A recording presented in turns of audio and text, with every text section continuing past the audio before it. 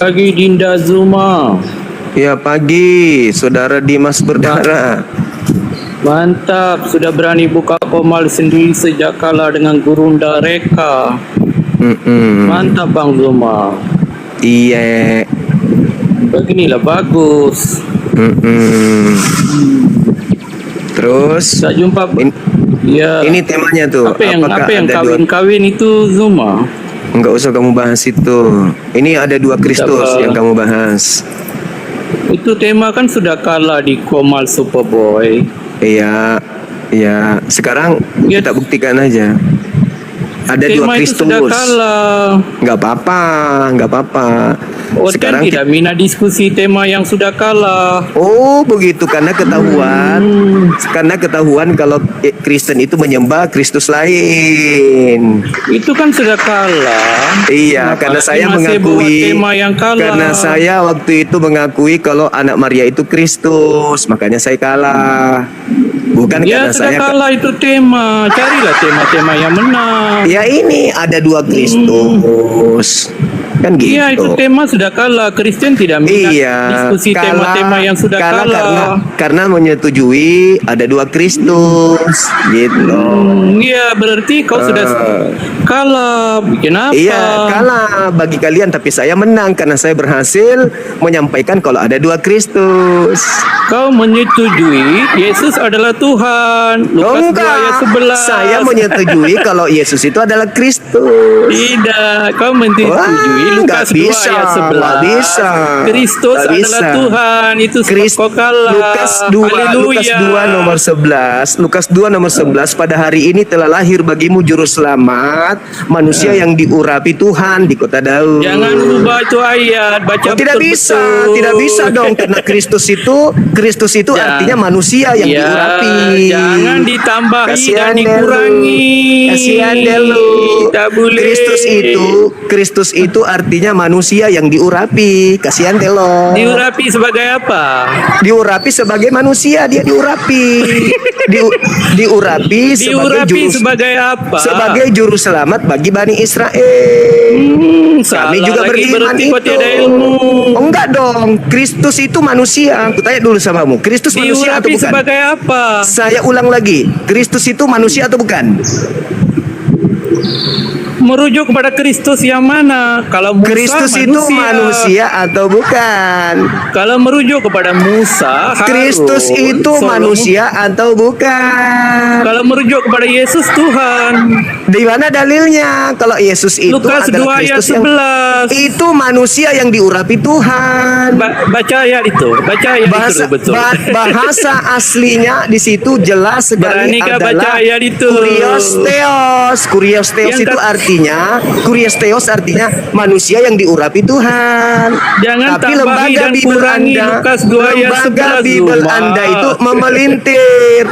Padahal di dalam bahasa Yunani tidak ada tanda koma. Kan orang Kristen ini orang bahlul, percaya saja. Padahal Kristus itu artinya orang diurapi. Bahasa Yunaninya jelas adalah Kurios Theos. Kristus Theos artinya orang yang diurapi Tuhan. Oke, diurapi sebagai apa? Diurapi sebagai nabi, sebagai rasul untuk Bani Israel. Makanya dia mengaku, aku diutus. Pengakuan Yesus, aku diutus hanya kepada domba yang sesat dari umat Israel. Begitu. Mana ada diurapi sebagai rasul? Salah. Jelas. Di mana? Pengertian diurapi di mana? Coba. Oke, aku tanya balik. Mesias atau Kristus diurapi sebagai apa? Jelaskan dulu. Di mana penjelasan Yesus diurapi untuk apa? Jelaskan, di mana? Ayo. Di mana itu? Di mana dia dijelaskan bahwa saya mengurapi dia? Selepas Yesus dibaptis, terdengarlah suara dari langit. Inilah anakku. Roh Kudus adalah rupa Inilah anakku. Ya. Yang kukasihi kepadanya aku berkenan. Anak Tuhan bukan Tuhan. Kalau anak Tuhan itu adalah Tuhan, berarti Kristen juga Tuhan. Anak Tuhan itu hamba. Kisah para Rasul 4 nomor 30, Yesus situ, adalah Bang. hamba yang suci. Oh, kasihan kali. Kasihan Jawab kali. dulu. Yesus adalah manusia yang diurapi Tuhan untuk netek di wanita dewasa bernama Maria. Betul? Ayatnya. Ayatnya di Lukas 11 nomor 27. Baca. Berbahagialah, Baca. berbahagialah nenen yang kau isap. Apakah Mana ada Tuhan nenen? diurapi sebagai manusia? Diurapi sebagai manusia, jelas itu. Lukas 2 nomor 11. Oh, Dia diurapi cocok logi. sebagai manusia. Bukan cocok logi. Kristus itu apa? Oke. Coba definisi Kristus apa? Juru selamat diurapi. Enggak ada juru Nah, selamat. baca Kristus Lukas 2 itu ayat 11. Kristus definisi Kristus apa? Tak berani gilir-gilir dia. Enggak bisa. Tak Definisi berani Kristus gilir-gilir. apa? Definisi Kristus. Kristus adalah bahlul. Kamu ke gereja, colok pantat pendeta, habis itu jilat tanganmu supaya kamu bisa membedakan Tak berani Kristus dia. itu apa. Kristus adalah Kalau merujuk pada Yesus Tuhan, Lukas 2 ayat 11. tidak ada itu yang kau maksud Tuhan. Dengar, yang kamu maksud Tuhan itu adalah yang datang kepada Paulus. Beda. Kalau yang lahir di kota Daud itu adalah manusia. Manusia yang diurapi Tuhan.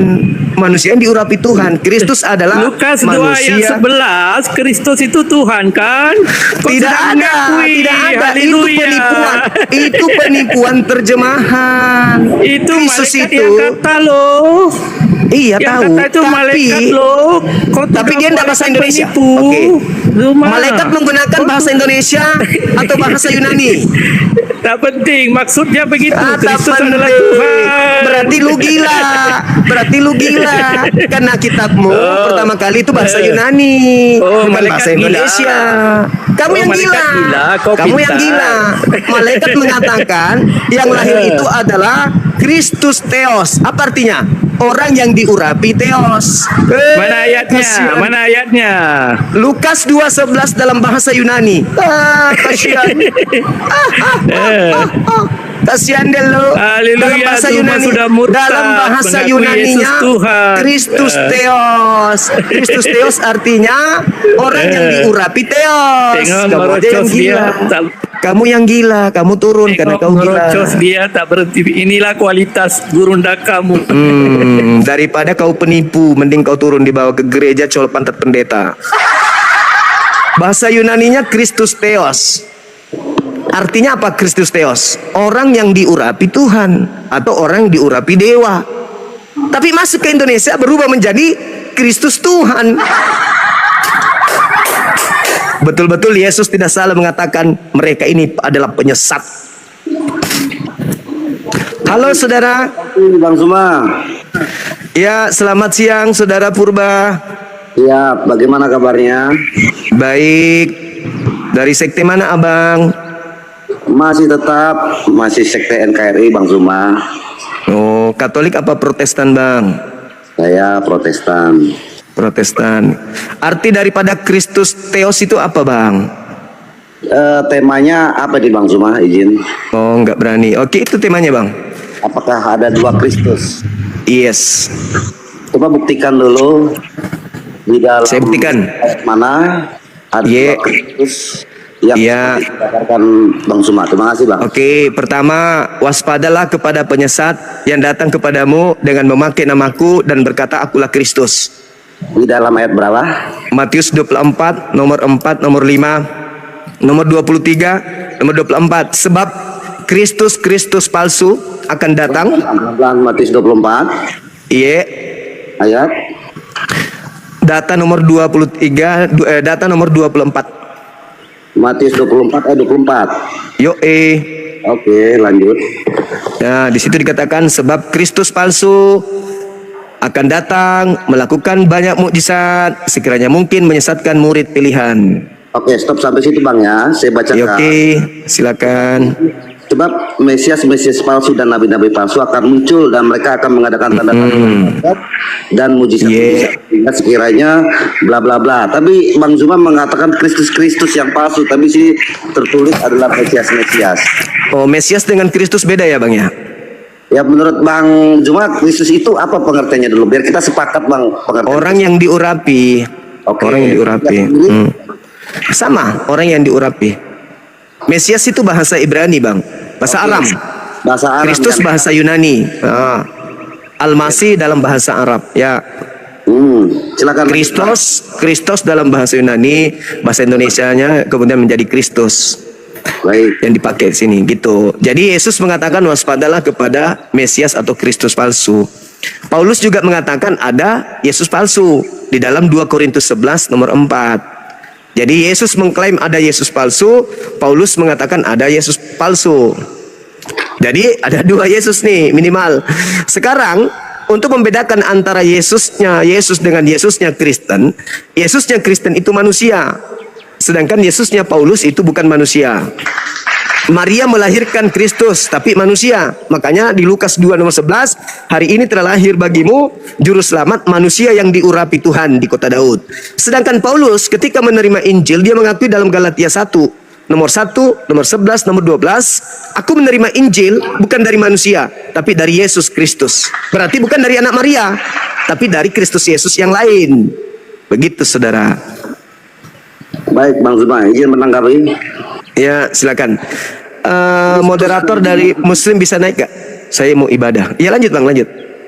Ya, Kristus yang merujuk kepada Yesus sebagai firman yang hidup, yang disematkan kepada anak Tuhan yaitu Kristus, itu adalah benar.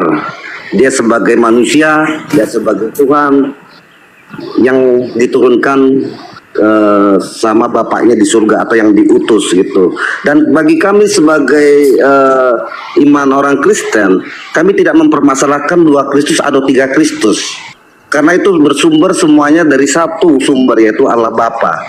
Jadi pernyataan Bang Zuma yang menyatakan 2 Kristus itu sangat tidak relevan pendapat saya. Karena kenapa? Yang merujuk di sini dalam kisah Paulus itu adalah Kristus yang hidup. Dan sementara di dalam Matius itu adalah Mesias sama juga merujuk ke dalam Yesus anak Allah gitu. Jadi yang dimaksud dengan Bang Zuma 2 Kristus itu suatu narasi yang tidak tepat ya, atau kekeliruan yang mendasar gitu. Jadi saya juga ingin bertanyakan sama Bang Zuma, buktikan bahwa pernyataan Bang Zuma ada 2 Kristus yang kami percaya sebagai iman Kristen. Demikian Bang, terima kasih Bang. Iya, tadi saya sudah menjelaskan Yesus mengatakan ada Yesus lain, ada Kristus lain, ada Mesias lain. Yesus itu kan Mesias, tapi Yesus mengatakan waspadalah kepada Mesias palsu. Artinya Yesus palsu.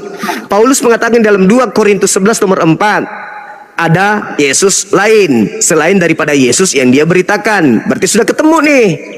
Kemudian Yesus mengatakan di dalam Matius 24 nomor 4 nomor 5, waspadalah kepada penyesat agar kamu jangan disesatkan, sebab banyak penyesat datang dengan memakai namaku Yesus dan berkata akulah Kristus. Dia akan menyesatkan banyak orang.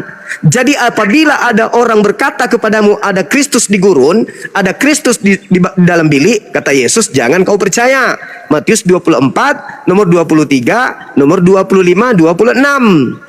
Berarti ketika Paulus mengaku bertemu dengan Kristus di padang gurun ketika dia ke Damsyik, kata Yesusnya jangan kamu percaya. Sebab itu Mesias atau Kristus palsu. Begitu saudara. Saya ibadah dulu, jangan kemana-mana. Lanjut dengan adik saya dulu. Saya ibadah 10 menit. Silakan Nini. Assalamualaikum warahmatullahi wabarakatuh. Waalaikumsalam warahmatullahi wabarakatuh. Sabar ya Bang ya. Saya ibadah 10 menit. Nanti dilanjut sama adik saya. Iya. Saya sebentar aja kok. Silakan Purba. Ya, Bang Purba. Tonora. Abang buktikan, enggak, yang maksudnya begini Bang. Abang harus buktikan yang dijumpai oleh Paulus itu apakah Yesus anak Maria atau Yesus Kristus palsu. Itu maksudnya. Terbalik, justru pembuktian berada di dalam Bang Zuma sendiri. Sebagai host dia menyatakan 2 Kristus. Nah, Iya. balik Sekarang ada saya tanya. paradigma gitu. Jadi Ya, sebentar. maksud Mesias Sebentar. Mesias penyesat atau Kristus palsu itu yang bagaimana? Gitu. Sementara di sini sudah dinubuatkan bahwa ada Mesias palsu dan ada juga Kristus palsu yang penyebarannya tidak berdasarkan dengan ajaranku. Itu yang kami maksudnya. Sekarang begini Bang.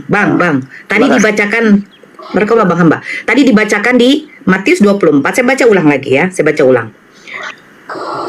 Matius 24 nomor dari 23. Pada waktu itu, jika orang berkata kepada kamu, lihat, Mesias ada di sini, atau Mesias ada di sana, jangan kamu percaya, sebab Mesias-Mesias palsu dan nabi-nabi palsu akan muncul dan mereka akan mengadakan tanda-tanda yang dahsyat dan mukjizat-mukjizat sehingga sekiranya mungkin mereka menyesatkan orang-orang pilihan juga. Camkanlah, aku sudah mengatakannya terlebih dahulu kepadamu. Berarti Yesus sudah wanti-wanti nih. Jadi, apabila orang berkata kepadamu, lihat, ia ada di padang gurun, janganlah kamu pergi ke situ. Atau lihat, ia ada di dalam bilik, janganlah kamu percaya. Sebab sama seperti kilat memancar dari sebelah timur dan melontarkan cahayanya sampai ke barat. Demikian pula lah kelak kedatangan Anak Manusia.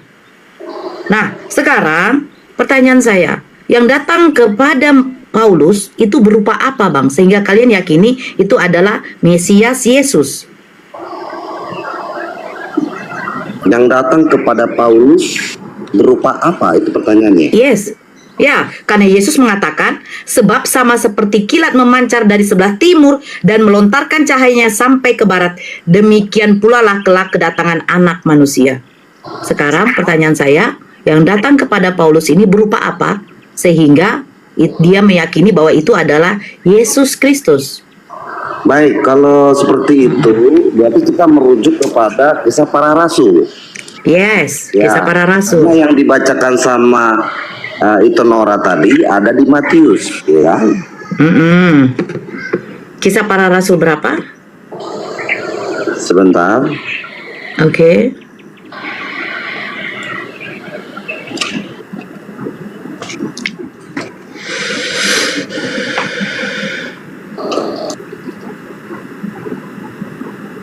Saya minta waktunya dulu sebentar. Iya, nggak apa-apa. Silakan.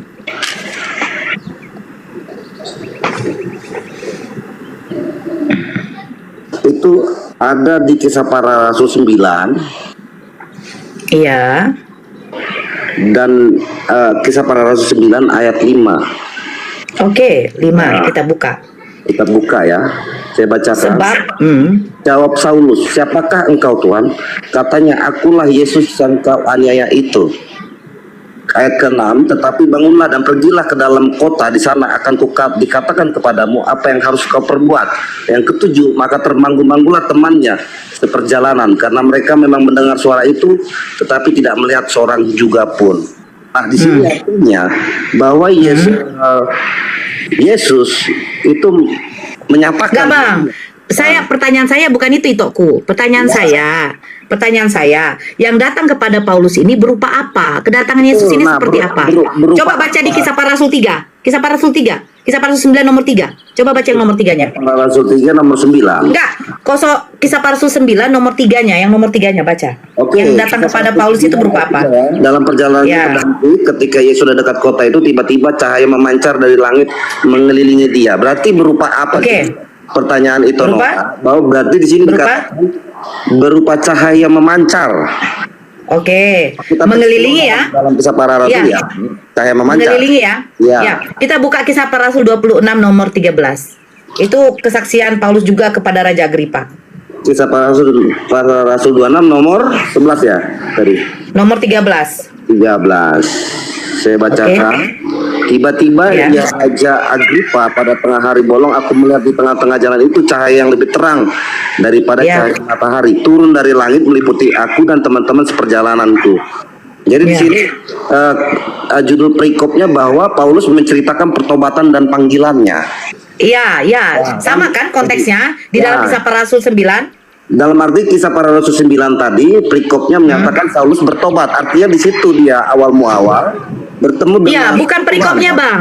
Yang mau saya tegaskan, Kisah Para Rasul, sebentar Ito. Biar kita dapat poinnya, biar Ito bisa menjawabnya ini. Kisah Para Rasul 9 nomor 3 itu Paulus mengatakan yang datang kepada dia adalah cahaya dari langit yang memancar, betul? Di dalam Kisah Para Rasul 26 nomor 13 itu adalah cahaya yang lebih terang dari langit, yang lebih cerah dari matahari turun dari langit, betul?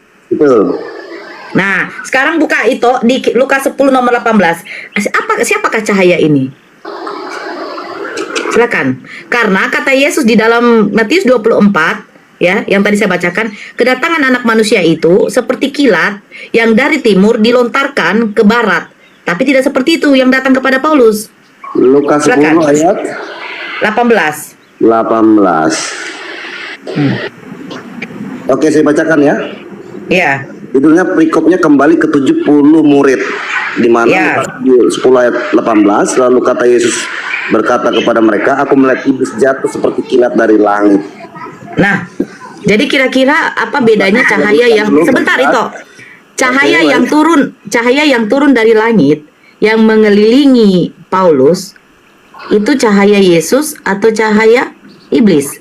Ini beda konteks itu. Dalam dikatakan, gini, Sebentar dulu itu. Coba baca ya. Begini, tunggu itu. memang semuanya kepada cahaya. Tapi Nah, konteks sekarang sebentar ini itu bahwa yang Matius cahaya 24. yang datang adalah melihat iblis jatuh seperti kilat loh. Sementara Iya, seperti kilat. Nah, yang jatuh dari langit itu cahaya apa? Seperti kilat kan? Ya, seperti kilat. Nah, sekarang kita lihat apa perkataan Yesus. gini, Katanya gini. Sebentar saya menjelaskan. Sebentar dulu itu. Yang ini aja. Tetapi, oh ini dia. Tetapi, oh bukan. Aku berkata kepadamu sesungguhnya angkatan ini tidak akan berlalu sebelum semua ini terjadi. Yang mana Dalam itu ya? apa? Matius 24 nomor 27 tadi. Sebab sama seperti kilat memancar dari sebelah timur dan melontarkan cahayanya sampai ke barat. Demikian pula lah kelak kedatangan anak manusia. Yang jadi pertanyaannya, apakah cahaya yang datang kepada Paulus itu adalah cahaya timur yang apakah sebelah timur yang melontarkan cahayanya sampai ke barat, atau cahaya yang hanya datang dari atas mengelilingi dia menurut Kisah Para Rasul 9 nomor 3? Masalahnya di sini Itoku, ini adalah cahaya yang sama. Yang dari langit itu, ya, itu dikatakan Yesus adalah Sibilis. Nah, sementara Yesus mengatakan kedatangan anak manusia itu adalah cahaya kilat yang dari sebelah timur dilontarkan ke sebelah barat. Sementara cahaya yang datang kepada Paulus itu yang jatuh dari langit. Pertanyaannya. Ayo. Pertanyaannya apa itu? Cahaya mana? Iya, cahaya apa yang ditemui oleh Paulus yang mengaku adalah Mesias? Karena dikatakan begini ya. Berhati-hatilah kamu karena akan ada yang mengaku aku adalah Mesias. Baru dikatakan lagi, sebab Mesias akan muncul dan mengadakan tanda-tanda mukjizat. Bukankah Paulus mengadakan tanda-tanda mukjizat? Baru dibilang Yesus lagi, camkanlah aku sudah mengatakannya terlebih dahulu kepadamu. Jadi apabila orang berkata kepadamu, lihat, ia ada di padang gurun. Nah, bukankah Paulus yang melakukan perjalanan ke Damsyik itu adalah perjalanan di padang gurun? Oke, silakan lanjut terus. Lanjutkan. Iya, silakan. Buktikan kepada saya bahwa cahaya yang turun ya, ini tidak melontarkan. Karena kata Yesus di dalam Matius 24, kedatangan anak manusia itu seperti kilat memancar dari sebelah timur dan melontarkan cahayanya sampai ke barat. Sementara Kisah Para Rasul 9, Kisah Para Rasul 22, Kisah Para Rasul 26, ketika Paulus menceritakan perjalanan pertobatannya, kilat itu turun dari langit, bukan dilontarkan. Terus dalam Lukas 10 nomor 18, apa kata Yesus soal kilat? Dia melihat iblis ya seperti kilat jatuh dari langit. Oke. Kesimpulannya menurut itu Nora gitu kan? Jangan kesimpulan. Kalau kita mengambil kesimpulan, kami akan mengatakan Mesias yang dijumpai, Kristus yang dijumpai oleh Paulus itu adalah Kristus palsu, bukan anak Bunda Maria. Karena apa? Karena Paulus yang mengatakan, sebab untuk itulah Kristus harus mati dan bangkit supaya menjadi Tuhan. Sesuai di dalam Lukas 2 nomor 11. Hari ini telah lahir bagimu Kristus Tuhan. Yang menjadikan Kristus palsu ini Tuhan adalah Paulus. merujuk ke ayat berapa tadi bahwa dia menyatakan Mesias palsu adalah Kristus? Sekarang begini, Roma 14 nomor 9 benar, coba benar. dibuka. Roma 14 nomor 9. Gimana? Roma 14 nomor 9. Kita jangan lompat-lompat dulu nih. Di sini temanya adalah Nah, itu kan tentang Kristus. Betul. Oke. Tadi Kristus yang dilahirkan, sebentar. Kristus yang dilahirkan oleh Bunda Maria itu adalah anak manusia. No Tuhan. Di dalam Lukas 2 nomor 11, hari ini telah lahir bagimu Kristus Tuhan. ya, Nah, di dalam Roma 14 nomor 9, Paulus mengatakan Kristus itu harus mati dan bangkit supaya menjadi Tuhan. harus mati. Memang Coba itu baca. bukan nubuatnya. Nah, Dan itu yang siapa dinubuatkan. yang mengatakan? Tunggu dulu, Bang. Malaikat Ya. Gabriel mengatakan kepada Bunda Maria yang dilahirkan itu adalah Yesus Kristus. Kristus yang diurapi Tuhan, bukan Kristus Tuhan. Paham, Abang? Nah, Roma 14 nomor 9 coba Abang buka. Roma 14 ayat 9 ya. Ya. Oke, saya bacakan berikutnya. Ya. Jangan ini saudaramu, ayat 9-nya, sebab untuk itulah Kristus telah mati dan hidup kembali, supaya ia menjadi Tuhan baik atas orang-orang mati maupun atas orang-orang hidup. Ke-10-nya, tetapi Oke. engkau mengapa engkau menghakimi saudaramu, atau mengapakah engkau menghina saudaramu, sebab kita semua harus menghadap tahta pengadilan Allah. Ya, yang itu aja dulu, Bang. Sebab itu Kristus Artinya harus gini. mati dan bangkit. Tunggu dulu. Dia mati dan bangkit supaya menjadi Tuhan. Kita buka di dalam Kisah Para Rasul 2 nomor 36. Sama juga. Nih. Jadi seluruh kaum Israel harus tahu dengan pasti bahwa Theos telah membuat Yesus yang kamu salibkan itu menjadi Tuhan dan Kristus. Kisah Para Rasul 2 ayat 36. 36. Ya.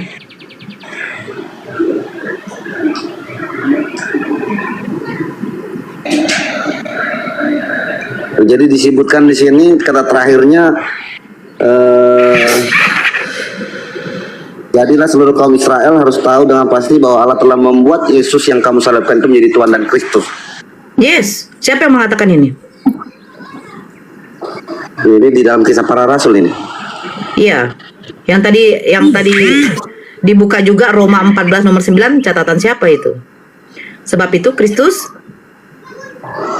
mati dan bangkit supaya ia menjadi Tuhan. Supaya menjadi Tuhan dia harus mati dan bangkit. Nah, Paulus pun juga mengatakan seluruh kaum Israel harus tahu dengan pasti bahwa Theos telah membuat Yesus yang kamu salibkan itu menjadi Tuhan dan Kristus. Jadi yang mati di kayu salib ini dia harus mati dan bangkit supaya dia menjadi Tuhan menurut Roma 14. Dan yang di dalam Kisah Para Rasul 2:36, Yesus yang disalibkan itu dia itu adalah Tuhan dan Kristus. Siapa yang menyatakan ini? Kristus siapa ini? Sebab anak Bunda Maria itu tidak ada anak Maria itu dijadikan Kristus yang harus mati dan bangkit.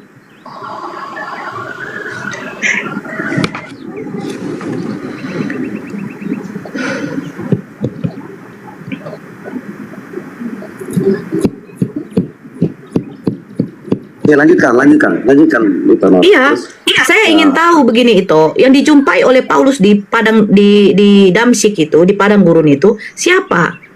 Karena memang Yesus sudah mewanti-wanti di dalam Matius 24. Berhati-hatilah kamu, akan ada yang datang mengaku, akulah Mesias. Yang datang kepada Paulus, bukankah dia mengaku, akulah Yesus yang engkau aniaya itu? Terus Yesus mengatakan, camkanlah, aku sudah mengatakannya terlebih dahulu kepadamu. Dia sudah wanti-wanti kepada murid-muridnya. Ya, betul. Nah, yang datang kepada Paulus itu adalah berupa cahaya yang turun dari langit. Sementara di dalam Lukas 10:18, Yesus juga mengatakan, yang turun dari langit itu adalah Sibilis. Karena kedatangan anak manusia tidak seperti itu, Bang. Iya, dalam arti argumennya itu Nora itu masih rapuh loh. Artinya turun dari atas itu. Kalau rapuh argumen saya itu buktikan. Oke, mari. Yesus anak Maria kah? Yesus anak Maria kah yang datang kepada Paulus? Dalam dalam yang turun bintang jatuh timur ke barat itu proses jatuhnya si Sibilis. Kemudian Astagfirullah. Coba buka Matius lagi deh, Bang. Abang tuh sudah menghujat namanya tuh, Bang. Matius 24, coba Abang buka. Ya. Aduh, sebentar. bahaya. Coba buka Matius 24 nomor 27. Abang bilang itu adalah si Bilis ya. Coba Abang buka. Berarti ini perkataan Yesus bohong nih. Ayo buka Matius 24 nomor 27. 24 nomor 27 ya. Kebalik Abang. Si Bilis itu yang turun dari langit seperti kilat. Nah, ini tengok dulu. Apa kata Yesus coba? 24:27 sebab sama seperti kilat memancar dari sebelah timur dan melontarkan cahaya sampai ke barat. Oke. Demikian pula lah kelak kedatangan anak manusia. Nah, anak manusia itu akan datang seperti itu. Bukan kilat yang turun. Sementara yang turun kepada Paulus itu cahaya. Yang seperti kilat turun. Bukan dilontarkan. Ini dilontarkan. Kalau tidak, itu bantahlah. Kedatangan yang datang kepada Paulus ini siapa? Siapa cahaya ini? Saya sudah menunjukkan. Di dalam Lukas 10 nomor 18, Yesus mengatakan, si Bilis itu jatuh dari langit itu seperti kilat. Jatuh dari langit. Sementara kedatangan anak manusia itu adalah dia kilat yang memancar dari sebelah timur dan melontarkan cahayanya sampai ke barat. Bayangkan Abang, dari timur ke barat itu jauh Abang. Sementara cahaya itu yang turun dari langit kepada Paulus mengelilingi Paulus. Gak ada dilontarkan. Terus ya, di dalam Kisah Para Rasul 9 dengan Kisah Para Rasul 22, itu orang-orang yang seperjalanan dengan dia, ada yang sebagian melihat, ada yang sebagian melihat cahaya itu, ada yang sebagian tidak, ada yang sebagian mendengar suara itu, ada yang sebagian tidak. Sementara di dalam Kisah Para Rasul 26 itu sama sekali tidak ada. Ini ceritanya ini kontradiksi sekali. Kesaksian Paulus. Abang baca baik-baik. Kisah Para Rasul 9 itu mengatakan katanya yang rebah ke tanah hanyalah si Saulus. Kisah Para Rasul 22 yang rebah ke tanah itu hanyalah juga si Saulus. Tapi di dalam Kisah Para Rasul 26, pada waktu dia memberi kesaksian kepada Raja Agripa, yang rebah ke tanah itu adalah semua Saulus dengan kawan-kawan seperjalanannya. Ini kesaksian Paulus, ini lucu. Kenapa berbeda-beda? Tapi kita nggak larikan ke situ. Kesaksian si Paulus saja sudah sangat berbeda dari tiga penulisan ini, 3 pasal ini. Kisah 9, Kisah 22, dan Kisah 26. Kisah 9, Kisah 22 dikatakan dia di situ dalam keadaan buta, betul? Nah, yang mencilik matanya adalah Ananias.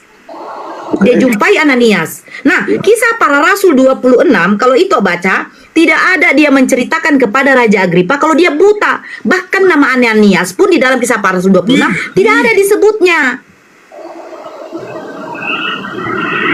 Ini udah kontradiksi ceritanya, udah ngawur katanya. Padahal sama-sama menceritakan bagaimana perjalanan Saulus ketika dia bertobat. Bagaimana bisa kita percaya yang dia temui itu adalah Yesus anak Maria? Sementara Yesus mengatakan, kedatangan anak manusia kelak itu seperti ya dari timur kilat yang cahayanya dilontarkan sampai ke barat. Sementara yang datang kepada Paulus, cahaya yang turun dari langit mengelilingi dia. Terus apa kata Yesus? Cahaya itu apa? Iblis. Kalau balik ke dalam konteks tema kita, Ya. dengan pemaparan Sonora ini yang dimana maksudnya nih? Karena kita juga percuma juga membahas panjang-panjang kira pasal. Begini Abang. Begini Abang. Sementara kita lari dari Ya, konteks begini itu. Abang. Tadi kan sudah ku tunjukkan di dalam Kisah Para Rasul 2 nomor 36. Kan dikatakan, jadi seluruh kaum Israel harus tahu dengan pasti bahwa Theos telah membuat Yesus yang kamu salibkan itu menjadi Tuhan. Yang disalibkan itu menjadi Tuhan dan Kristus. Terus Roma 14 nomor 9. Roma 14 nomor 9 itu, sebab itu Kristus harus mati dan bangkit supaya menjadi Tuhan. Yang disalibkan itu adalah Kristus. Dia mati dan bangkit, harus mati dan bangkit supaya menjadi Tuhan. Nah, Kristus yang di Kisah Para Rasul 236 ini yang disalibkan itu adalah Kristus, ya.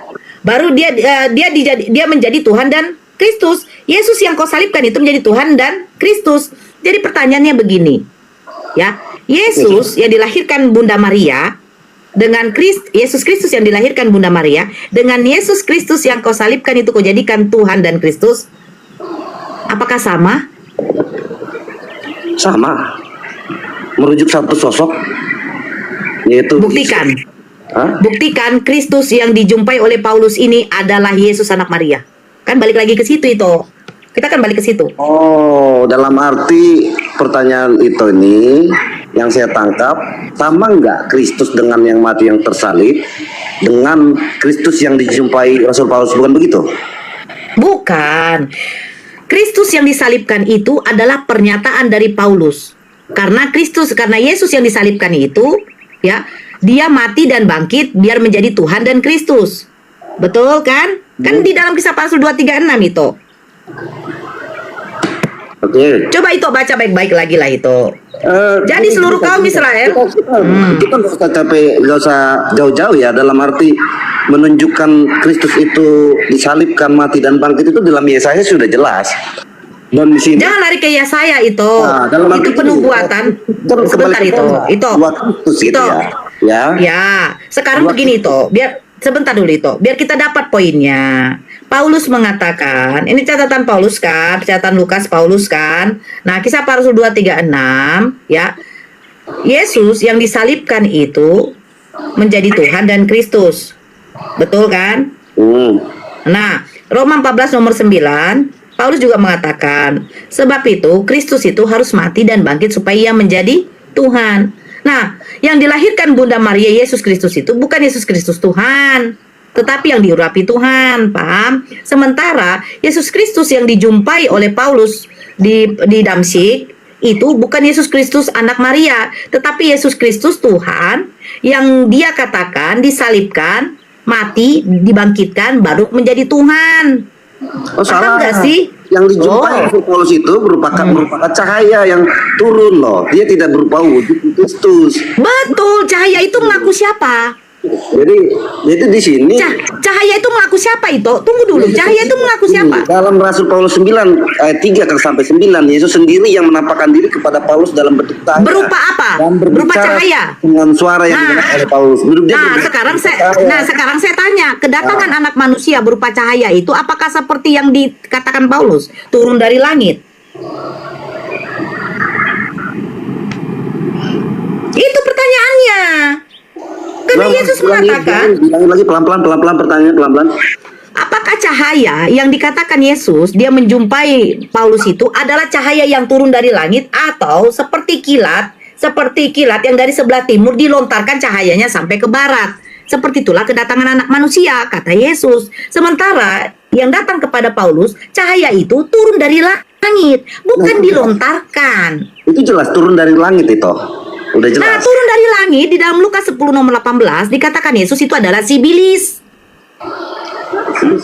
Boleh. Coba buka Lukas 10:18. Aku melihat iblis seperti kilat jatuh dari langit. Sementara kedatangan anak manusia di dalam Matius 24 nomor 27, kedatangan anak manusia itu seperti kilat yang dilontarkan dari sebelah timur sampai ke barat, bukan turun dari langit. Ini kan sudah perbedaan. Dalam Lukas 10 tuh ayat 18 itu bagaimana jatuhnya sibilis. Nah, jatuhnya iblis, oke. Sekarang begini, jatuhnya iblis kata Yesus itu seperti apa? Yesus turun loh. Sebentar, abang. Itu sebentar. Kata Yesus yang jatuh dari langit itu berupa kilat itu siapa? Di dalam mana nih? Lukas 10:18. Lukas 10 ayat 18 ini menyatakan bahwa jatuhnya iblis loh. Jatuhnya iblis seperti apa? Iya. Seperti kilat apa? dari langit. Jatuh Nah, kan? itu ini, Jatuh kan? Sebentar biar dapat poinnya. Jatuh kan? Jatuh Iya. katanya kan? Nah, sekarang di dalam Matius 24 nomor 27, kedatangan anak manusia itu seperti apa? Benar, Matius. Berarti itu ini nggak dicamkan ya Bible-nya ya. Kami aja tahu loh. Matius 24 nomor 27. Kata Yesus, kedatangan anak manusia seperti apa? Ya, di sini tertera sebab sama seperti kilat memancar. Dari sebelah timur dan melontarkan cahaya sampai ke barat. Nah, sekarang yang datang menjumpai Paulus ini, apakah cahaya yang dilontarkan dari timur ke barat? Matius 24 itu perikopnya sisaan yang berat dan mesias-mesias palsu loh. Bukan. Makanya itu kan dibilang Yesus, camkanlah akan ada camkanlah, aku sudah mengatakannya terlebih dahulu kepadamu, akan ada Mesias-Mesias palsu yang mengaku aku adalah Mesias. Nah, yang datang kepada Paulus, cahaya yang turun dari langit, itu mengaku dia adalah Yesus Mesias atau tidak? Aduh, itu aja, itu gak paham loh toh. Itu catatannya bagi saya, itu Nora ya, artinya. Iya, iya. Saya tidak ini, maksud saya tuh saya akan mencatat apa menjadi bahan ini, ya kan? Iya, siap itu. Nah, artinya saya dengan topik tema ini, apakah ada dua Kristus ini jadi catatan bagi saya juga ya gitu ya. Oke, siap. Pemahaman saya terkait dengan ayat-ayat yang kita utarakan itu memang rujukannya berbeda gitu. Di mana Rujukannya berbeda, tetapi bukankah itu satu? tapi dalam Maksudnya, arti konteksnya berbeda, maaf konteksnya berbeda, tapi dalam teks turunnya cahayanya itu dia sama gitu. Itu yang saya Ya, maksud. cahayanya itu yang sama, Cahayanya tetapi yang sama, tapi dalam caranya itu yang berbeda. Ya, betul. Satu, kata Yesus, ini biar kita close ya, karena itu kan Ya. tidak melanjutkan ini. Satu, di dalam Lukas 10:18, Yesus mengatakan, iblis itu, ya, itu turun dari langit itu seperti kilat. Nah, yang datang kepada Paulus itu cahaya yang turun dari langit. Nah, sementara Yesus mengatakan kedatangan anak manusia kelak itu seperti kilat yang dilontarkan dari sebelah timur ke sebelah barat. Ini tidak nyambung. Oke. Cahaya yang dikatakan Yesus itu, kedatangan dia nanti dari sebelah timur sampai ke sebelah barat dilontarkan cahaya itu. Sementara Yesus mengatakan iblis jatuh dari langit itu seperti kilat, seperti cahaya jatuh. Yang datang kepada Paulus itu jatuh, bukan cahaya yang dilontarkan dari timur ke barat. Maka Yesus mengatakan, berhati-hati kamu, akan ada orang yang mengaku aku adalah Mesias. Nah, cahaya yang turun dari langit yang kata Yesus itu adalah iblis, bukankah dia mengaku aku adalah Mesias? Kan seperti itu Bang Purba. Silakan lanjut terus. Saya mendengarkan. Kan seperti itu. Makanya saya bilang, ayo Bang Purba buktikan bahwa Yesus yang disalibkan itu apakah anaknya Bunda Maria atau Yesus Kristus yang palsu? Yang disalibkan itu ya memang dia anak Bunda Maria dan memang dia anak Tuhan dan dia juga Nah, kalau gitu di dalam Kisah Para Rasul 2:36 yang disalibkan itu adalah yang disalibkan baru di dalam Roma 14 nomor 9 juga, dia disalibkan, mati, dibangkitkan, itu baru menjadi Kristus. Sementara Yesus tidak pernah mengatakan bahwa dirinya itu akan disalibkan seperti itu. Kau membuat Kristus yang disalibkan, mati, disalibkan, bangkit itu adalah Tuhan dan Kristus. Berarti Nora tidak membaca seluruh Alkitab. Ya, saya mau close dulu sama Bang Purba karena sudah ada apa. Karena Oke, dia bilang Bang silakan Purba dulu. tadi Bang Nanti Zuma. dengan Ini saya. sebentar dulu Bang Kefas sebentar. Bang Purba katakan ini menjadi PR dulu sama dia. Bang Zuma, lanjut Abang. ya terima kasih ke Nora ya, dalam arti tema yang diangkat ini ya kan. Nanti saya mau lanjut dengan Bu Nora ya. Nanti Bang Zuma. baik, makasih. Saya juga mau istri. Ya, oke. Saya mau dapat sesuatu dari dari Bu Nora karena ada sesuatu yang mau saya sampaikan. Tunggu dulu. Bagaimana itu? Ini jadi PR nanti suatu saat itu bisa lagi ke rumahnya Bang Zuma biar bisa boleh toh ya, ya, oke. Saya apa yang menjadi catatan hari ini nanti saya Tentang cahaya ya. Cahaya itu apa ya? baik itu. Ya, terima kasih, Tok. Terima kasih Nora, Bang Zuma, terima kasih, selamat siang, terima kasih. Makasih Bang Purba, Ya, makasih. selamat siang. Oke, silakan Bang Kefas sama Bang Zul. Oh, Bang Kepas mungkin bisa buka dengan Bang Zuma. kamera.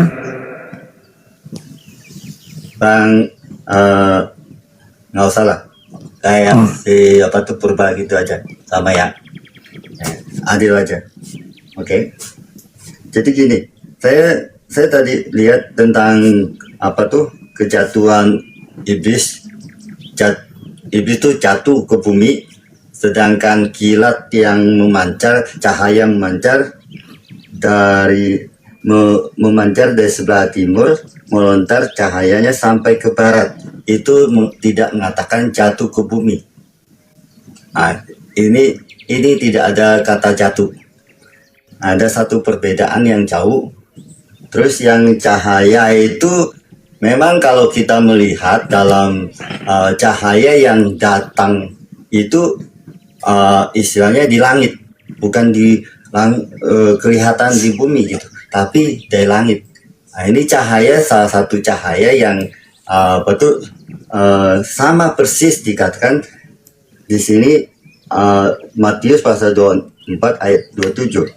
Sama seperti kilat memancar dari sebelah timur dan melontar cahayanya sampai ke barat di langit.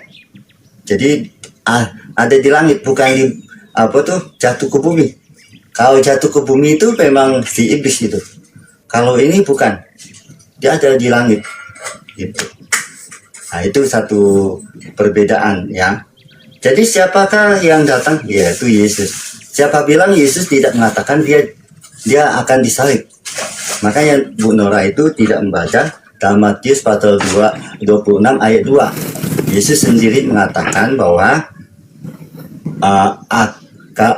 anak manusia akan disalib. Ya, akan disalibkan. Di dalam Matius pasal 26 ayat 20 dikatakan bahwa dia akan mati. Kan gitu. Terus di dalam Matius pasal 26 ayat 28 bahwa dia menumpangkan darah sebagai perjanjian untuk pengampunan dosa bagi banyak orang. Nah, itu sudah jelas bahwa itu memang Yesus. Bang Zuma. Kalau dibangkit, Ya, Bang Keva jangan terlalu panjang. Saya 30 detik aja ya, Bang. Dia kayaknya sudah salah apa nih? Oke, Kayaknya. silakan. 30 detik. Silakan. Yang di dalam Matius 24 nomor 27, Yesus mengatakan kedatangan anak manusia seperti kilat yang dilontarkan dari sebelah timur ke sebelah barat. Betul kan, Abang? Nah, Lukas 10:18, Yesus mengatakan, aku melihat iblis seperti kilat jatuh dari langit. Nah, kita buka di dalam Kisah Para Rasul 26. Nah, Kisah Para Rasul 26 nomor 13, ini kesaksian Paulus kepada Raja Agripa. Paulus ketika perjalanan ke Damsik, dia bertobat. Tiba-tiba ya Raja Agripa, pada tengah hari bolong, aku melihat di tengah jalan itu cahaya yang lebih terang daripada cahaya matahari. Turun dari langit meliputi aku. Turun, bukan dilontarkan seperti kata Yesus kedatangan anak manusia kelak. Paham ya? Tapi bukan jatuh juga. Bukan Loh, jatuh. jatuh dengan turun itu apa bedanya? Jatuh itu Beda memang naik dong, ke atas. jatuh. Oh, Kamu beda lagi, jatuh Bang Zuma, sama udah. kamu turun beda nggak? Beda dong. Masa kamu nggak tahu bahasa turun sama jatuh? Masa sama sih? Ya ampun, satu sakit, satu nggak sakit. Gimana sih? Boleh saya masuk, Jelas, Bu Nora. Bang? Kenapa, Bang? Silakan, Bang. Iya. Jadi, Silakan, Bang kalau Zuma. ya oke, data-data yang ada itu menggiring satu pemahaman yang terkonsep. Yesus datang ke tengah-tengah Bani Israel, mengajarkan Bani Israel menyembah Kristus atau menyembah Elohim, Bang. Ketika Yesus datang mengajarkan Injil, apakah Yesus anak Maria mengajarkan menyembah Kristus, menuhankan Kristus, beribadah kepada Kristus, berdoa kepada Kristus, atau mengajarkan berdoa kepada satu-satunya Tuhan yang ada di langit yang mengutus dirinya? Itu dulu. Kalau kata menyembah dalam perjanjian baru kata menyembah itu tidak ada di dalam pengajaran Yesus terhadap Allah. Tapi percayalah, itu ada. Kata percayalah. Tidak ada kata menyembah kepada Allah. Itu tidak ada. Tapi ada kata percayalah. Itu. Jadi kamu harus tahu bahwa tidak ada kata menyembah. Selain Yesus mengatakan anak manusia ada Matius atas hari Sabat. Matius 4, Bang. Pasal 12 ayat 8. Matius 4, Bang. Ayat 8. Matius 4, coba Anda baca. Yesus mengajarkan menyembah kepada siapa? Begitu juga di Yohanes 4. Anda mengatakan tidak ada perintah kata menyembah. Dikatakan beribadah, bukan menyembah. Menyembah, Bang. Coba Anda baca dalam Matius 4 nomor 10. Yadis. Oke, Matius oke. 4 nomor 10. Silakan Anda baca. Iya betul. Saya agak lupa. Ada? Ada kata kalau menyembah di atau sini tidak ada? Memang dikatakan menyembah. Nah, Di dalam bahasa aslinya itu kata beribadah. Beribadah. Berarti kalau disangkut proskeneo kan? Proskeneo itu kan beribadah. Menyembah, Pak. Menyembah itu artinya beribadah. Menyembah itu mengibadahi Tuhan. Ya, berarti ada. Nah, sekarang permasalahannya, Yesus anak Maria ketika dia datang di tengah-tengah Bani Israel, apakah dia mengajarkan menyembah kepada Kristus, beribadah kepada Kristus, atau beribadah kepada Elohim? Satu-satunya Tuhan, yaitu Elohim. Sedangkan Kristus itu ada di dalam di dalam Elohim, kan gitu. Ya, tunggu, jangan ke situ dulu. Di dalam Elohim, iya, kan itu jelas. konsep yang ada di Kristen. Pertanyaan saya, Bukan di Kristen. Sesuai Yohanes mengatakan demikian. iya, saya ngerti kalau itu, Pak. Yohanes. Sekarang perintah Yesusnya beribadah itu kepada Kristus atau kepada Bapa yang ada di langit, di surga? Dia beribadah kepada Tuhan Allahmu. Artinya kalau Allahmu itu mengajarkan tuh Yesus sendiri. Tahu dulu, Yesus mengajarkan beribadah kepada dirinya atau beribadah kepada yang ada di surga? Kepada dirinya lah. Di mana dalilnya? Di situ kan konsepnya. Ya, di mana Dalilnya ada. dalilnya? Di dalam Matius pasal 12 ayat 8. Anak manusia adalah Tuhan atas hari Sabat. Tuhan Ya, dalam di situ Sabat. hari Bang, yang saya tanya di sini Tuhan atas hari Sabat. perintah untuk mengibadahi Kristus itu di mana? Sedangkan ketika Paulus bertemu kemudian dengan Kristus di padang gurun, Kristus ini mengajarkan Paulus untuk pengikutnya menyembah kepada Kristus. Kabur Jadi dia, beda. Hah? Kabur dia. Lari ya? Turun dia. Betul. Iya. Beda antara Kristus anak Maria dengan Kristus ya Bapa yang disembah oleh Kristen. Itu beda. Kristus anak Maria mengajarkan menyembah kepada Elohim yang ada di langit. Sedangkan Kristus yang datang kepada Paulus mengajarkan menyembah kepada Kristus. Makanya kalian menyembah Kristus Yesus. Begitu. Kedua, Kristus anak Maria mengajarkan untuk menjalankan hukum Taurat dan tidak menghapus sedikit pun. Sedangkan Kristus yang datang kepada Paulus mengajarkan Paulus untuk menghapuskan Taurat. Berbeda. Ketiga, Kristus anak Maria adalah anak manusia yang tidak dapat berbuat apa-apa dari dirinya sendiri. Sedangkan Kristus yang datang kepada Paulus adalah Kristus yang diberi kuasa baik di langit maupun di surga, maupun di bumi, dan dia bukan anak manusia. Tiga ini saja sudah membedakan antara Kristus yang datang kepada Bani Israel dengan Kristus yang datang kepada Romawi. Itu beda. Kristus yang datang kepada Yahudi mengajarkan dirinya hanya diutus kepada Bani Israel. Kristus yang datang kepada Paulus mengajarkan dirinya untuk seluruh bangsa. Beda. Begitu saudara-saudara Kristen. Ya, beritakan kebenaran. Selamat Halo, Bang. siang. Selamat siang. Ya, halo. Ya, Siang. silakan Bang. Dari Kristen ini Bang langsung. Silakan. Iya. Ya, saya baru nyimak. Ini tadi yang dibahas tentang apa? Pakai data ya. Apakah ada dua Kristus? Datanya Menyimak tapi bertanya apa yang dibahas. Ada dua Kristus, Bang. enggak, Bang. Ya, Oh, tadi katanya. apakah ada dua Kristus? Alasannya apa? Pertanyaan Alasannya- dua Kristus itu alasannya apa? Alasannya satu, Kristus mengajarkan Taurat. Satu, Kristus menghilangkan Taurat. Satu Kristus manusia, satu Kristus bukan manusia. Satu Kristus untuk Bani Israel, satu Kristus untuk Romawi. Satu Kristus yang ajarannya sudah tamat ketika dia ada di bumi. Ada lagi Kristus yang mengajarkan 13 buku kepada Paulus. Ada satu Kristus mengajarkan untuk menjadi penganut Taurat, untuk menjadi Yudaism yang taat. Ada satu Kristus untuk menjadi ingkar terhadap Taurat. Beda. Ada satu Kristus yang mengajarkan menyembah satu Tuhan saja, yaitu Bapa yang ada di langit. Sedangkan Kristus yang datang kepada Paulus mengajarkan 3 Tuhan. Beda, Pak. Ada Kristus yang melarang kemudian makan babi, ada Kristus menyuruh makan babi. Ada Kristus menyuruh orang bersunat, ada Kristus melarang orang bersunat. Ada Kristus yang memerintahkan bersabtu bersabat, ada Kristus yang mengajarkan berminggu. Itu Pak, beda. Ada Kristus yang mengajarkan ke bait suci, bait El, ada Kristus yang mengajarkan ke gereja. Beda Pak, beda. Ada dua Kristus. Dan itu Yesus mengatakan memang ada dua, bahkan lebih.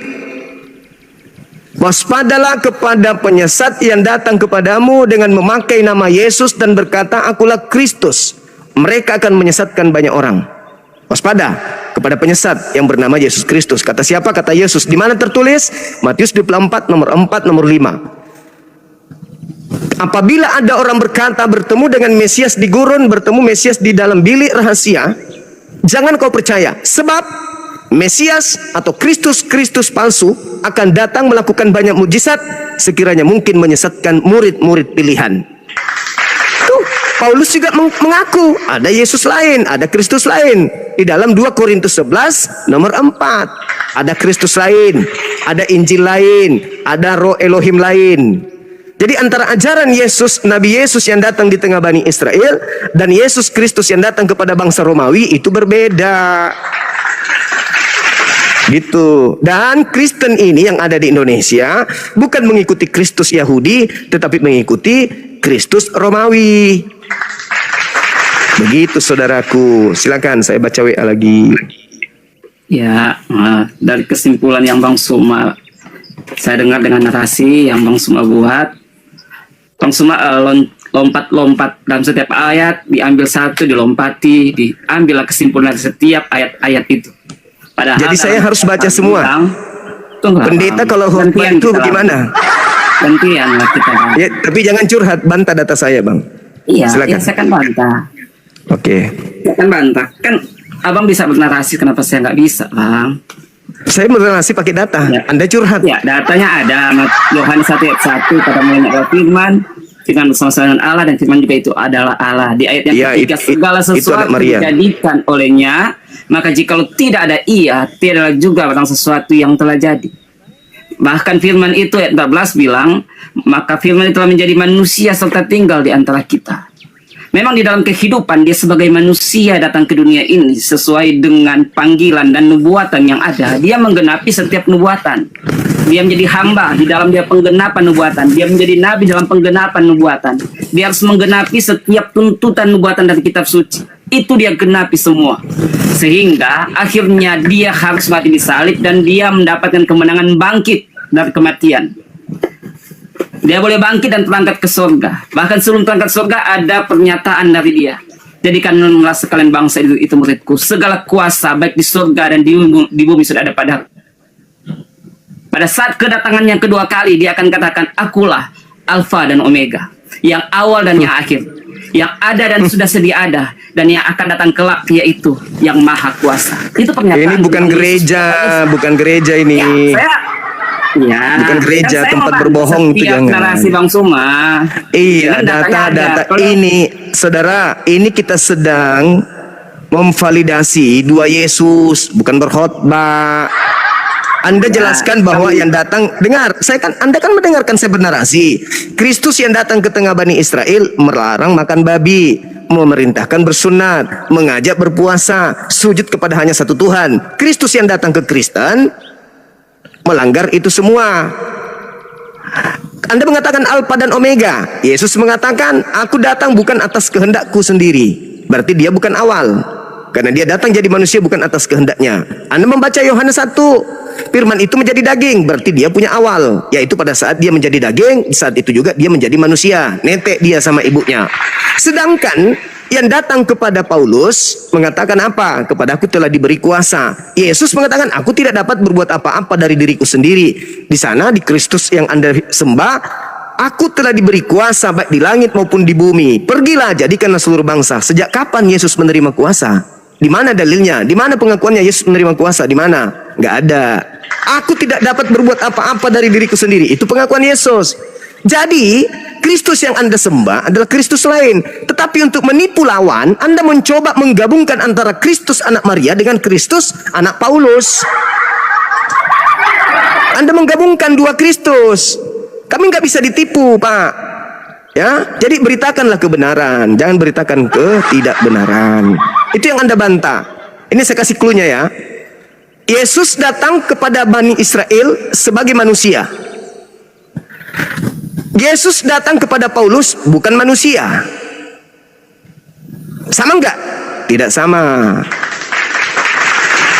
Yesus mengatakan kalau aku yang datang, matahari menjadi gelap, bulan tak bercahaya, bintang-bintang berjatuhan, kuasa langit berguncang, akan nampak di tengah langit aku sebagai anak manusia, seluruh manusia akan melihat aku. Itu tanda kedatanganku. Tanda kedatangan yang ada kepada Paulus, 1, cahaya cuma mengelilingi Paulus. 2, matanya Paulus jadi buta. Cuman itu doang. Apakah ada tanda-tanda itu disebutkan? Ketika aku datang, tanda-tanda ini akan menyertai kalian. Kalian buta. Kalian akan rebah ke tanah. Ada tanda-tanda itu yang diajarkan oleh Yesus? Tak ada. Justru Yesus mengatakan, waspadalah jika ada orang mengaku bertemu dengan Kristus di padang gurun. Jangan kamu percaya. Sebab kalau aku yang datang, langit kuasanya berguncang, bintang-bintang berjatuhan, matahari jadi gelap, bulan tak bercahaya. Aku nampak di tengah langit, diiringi malaikat-malaikat, seluruh manusia melihat aku. Itu tanda kalau aku yang datang. Sedangkan yang datang kepada Paulus, matanya jadi buta, kemudian tiarap di tanah, habis itu dikelilingi cahaya. Mana ada kayak gitu kata Yesus? Nggak ada. Berarti yang datang kepada Paulus itu adalah Kristus lain. Itulah yang kamu sembah, saudara. Tapi kamu ingin mencoba menggabungkan antara dua Kristus yang beda ini untuk menipu lawan. Oh, nggak bisa dong, nggak bisa. Silakan Anda buktikan bahwa yang datang kepada Paulus sudah memiliki tanda-tanda yang disebut Yesus tadi. Apakah matahari menjadi gelap? Apakah bulan tidak bercahaya? Apakah bintang jatuh? Apakah kuasa langit berguncang? Apakah Yesus nampak di tengah langit dan seluruh manusia telah melihatnya? Nonsense, bullshit. Tapi kalau Anda ingin melanjutkan kebohongan tersebut, silakan, saya kasih waktu. Oke. Ini Bang Suma nggak ngerti bahwa apa yang dilihat oleh Rasul Paulus itu adalah dinamakan penglihatan. Jadi bukan seperti dalam Matius 24. Matius 24 itu bicara tentang memang kedatangan Tuhan yang kedua kalinya dengan tanda-tanda yang sudah disebutkan oleh Bang Suma. Tapi kalau bicara tentang pertemuan Paulus yang awalnya Saulus dengan Yesus, itu bicara tentang penglihatan. Jadi penglihatan, itulah karunia yang diberikan, penglihatan yang dilihat oleh Rasul Paulus. Jadi bukan pertemuan seperti yang Bang Suma maksud. Jadi pada saat Bang Suma menggabungkan Matius 24 dengan kisah Rasul 9, itu tidak berkorelasi. Itu tidak ada hubungannya. Kenapa? Karena di dalam kisah Rasul pasal 9 itu bicara tentang Rasul Paulus mendapatkan penglihatan. Demikian juga Ananias yang melayani dia juga mendapatkan suatu penglihatan dari Tuhan. Panggilan Tuhan dari penglihatan. Matius pasal 24 di situ itu bicara tentang kedatangan Tuhan yang sesungguhnya kedua kalinya. Berarti Karena yang itu datang disertai kepada dengan Paulus, tanda-tanda, tetapi berarti yang datang kepada Gimana, Paulus Bang? bukan yang sesungguhnya, berarti palsu kan? Yesus tapi bicara tentang penglihatan dalam alam roh. Setelah itu Paulus mengaku bertemu kan Penglihatan namanya. dengan Kristus. Iya, Betul? iyalah. Nah, apa perintah Iya. Yesus? Percaya atau jangan percaya? Kalau bicara dia datang sesuai dengan Matius 24, jangan percaya. Tapi jangan kedatangan percaya. Di dalam kisah Rasul itu bicara tentang dia bertemu dalam penglihatan, Bang. Bukan Nggak ada bertemu urusan, secara nggak ada urusan dalam penglihatan. Ya. Kalau ada orang berkata ada Kristus di sini, ada Kristus di sana, jangan kamu percaya. Paulus mengatakan aku bertemu dengan Kristus di padang gurun. Menurut Yesus percaya atau jangan percaya? Itu penglihatan, Bang. Penglihatan. Iya, percaya atau jangan percaya? Percaya atau jangan percaya? Ketika ada yang mengatakan ada Mesias di sini, ada Mesias, percaya atau jangan percaya? Itu penglihatan, Bang. Iya, saya tahu. Saya ngerti. Perintah Yesusnya percaya atau jangan Iya. percaya? Saya sudah jawab, kalau mengaku seperti Matius 24, dia datang sebagai keadaan seperti Matius 24, itulah Kristus palsu, jangan dipercaya. Tetapi pernyataan Di situ di dalam ada- Kisah Rasul 9 itu bicara tentang penglihatan. Saya kasih Di contoh situ misalnya ada dua gini, di keadaan, dalam saudara. Saudara dengarkan saya. Di Matius 24 itu murid-murid Yesus datang. Bukan orang Roma ya. Bukan orang gereja yang datang kepada Yesus. Bukan juga orang Katolik. Bukan Protestan. Bukan Kristen Indonesia. Bukan orang Roma. Tapi Bani Israel murid-muridnya. Di data nomor 3-nya apa yang dikatakan oleh muridnya? Apa tanda kedatanganmu? Dan apa tanda akhir dunia ini? Apa kata Yesus? Jikalau aku yang datang, bla bla bla bla bla. Tetapi kalau bukan aku yang datang, tidak ada tanda-tanda itu, jangan kamu percaya. Sekarang Paulus datang kemudian di tahun 50 mengatakan saya bertemu dengan Kristus di padang gurun menuju ke Damsyik. Murid-murid Yesus percaya nggak cerita Lukas?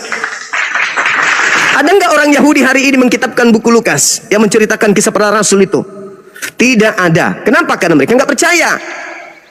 Sekarang Kristen percaya, orang Roma percaya. Orang Roma melalui kekuasaan kerajaan Romawi mengajarkan doktrin bahwa Paulus bertemu dengan Kristus di gurun. Jadilah Katolik merebak ke seluruh penjuru bumi, termasuk ke Indonesia. Karena mereka menggunakan metode kekuatan tangan besi. Sedangkan murid-murid Yesus menerima perintah dari gurunya, jangan kamu percaya. Makanya orang Yahudi sampai hari ini tidak percaya kepada Kristen. Itu yang pertama. Yang kedua, ketika Paulus menceritakan kalau dia itu bertemu dengan Kristus, dia tidak mengajarkan ajarannya itu kepada Yahudi murid Yesus. Enggak. Kenapa? Paulus sadar diri bahwa ini tidak mungkin dipercaya oleh orang Yahudi, karena Yahudi menunggu Kristus yang bukan Tuhan.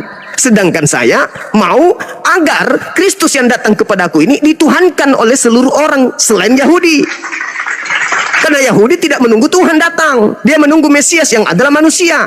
Sedangkan Mesias yang datang kepadaku ini adalah menuntut untuk dituhankan. Daripada Romawi menyembah dewa Zeus, daripada Romawi menyembah dewa Hercules, mending dia menyembah Yesus yang datang kepadaku. Maka mereka melantik kemudian Kristus yang datang kepada Paulus menjadi Tuhan.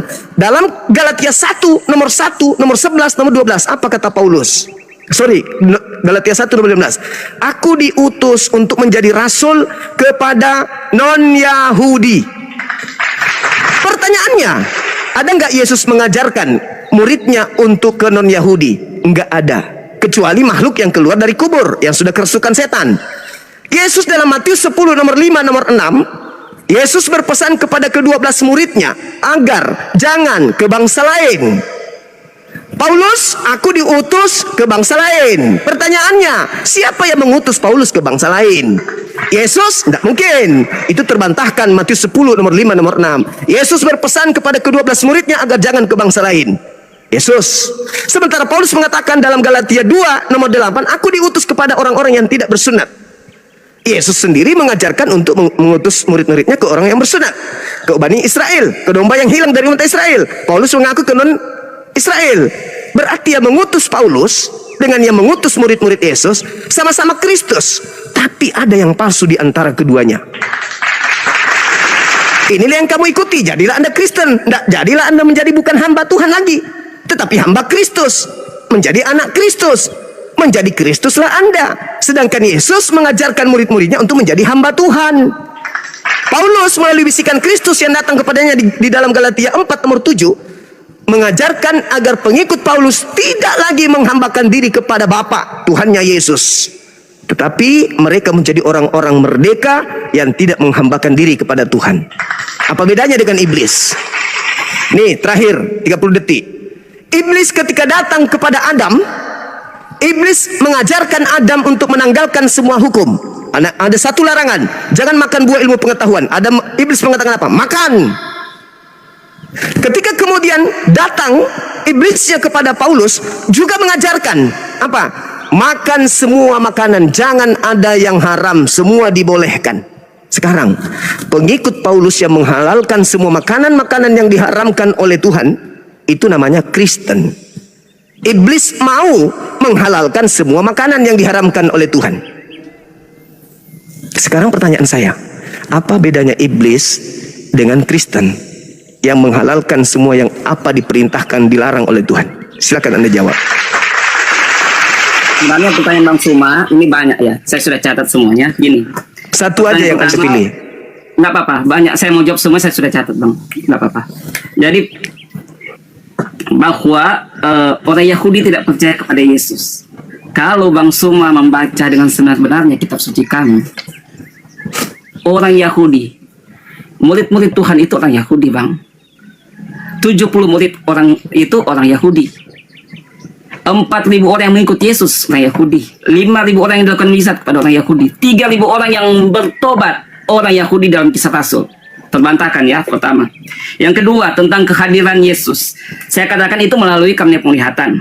Di dalam Matius 18 ayat 20 di situ dikatakan bahwa Matius 18 ayat 20, 2-3 orang berhimpun di dalam nama Tuhan, Tuhan hadir. Artinya 2-3 orang berhimpun dalam nama Tuhan, Tuhan hadir. Itu bukan secara tubuh, tapi dalam penglihatan seperti Rasul Paulus. Di dalam roh Tuhan hadir. Itulah yang di apa? Jadi itu Paulus bukan berbicara tentang dua Kristus, tetapi itu Kristus yang sama. Tapi Kristus yang di dalam dimaksud dalam Matius 24 itu bicara kedatangan pada akhir zaman. Karena jelas, apakah kedatanganmu dan alamat kesudahan alam ini itu berbicara tentang akhir zaman. Jangan dihilangkan ayat-ayat yang pertama. Itu di dalam Matius 24 yang abang angkat ayatnya.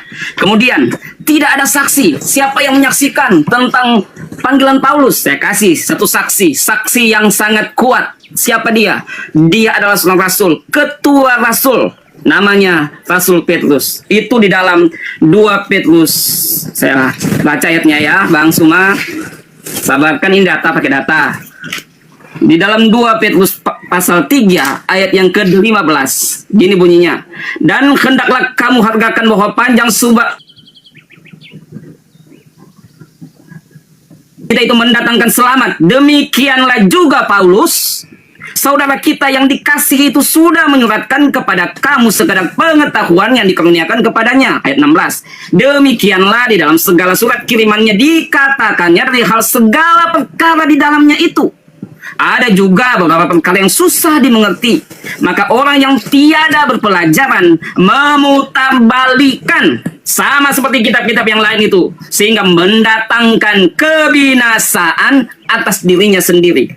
Jelas disaksikan oleh ketua rasul. Suratan-suratannya ternyata diketahui oleh rasul-rasul, dan mereka selalu ada pertemuan di Yerusalem membahas tentang pengajaran-pengajaran itu. Bisa kita lihat dalam Kisah Para Rasul. Demikian juga tentang pernyataan bahwa Yesus kan hanya datang kepada bangsa Israel, toh tidak kepada segala bangsa, bahkan dilarang untuk datang kepada segala bangsa. Itu pada saat kelahirannya.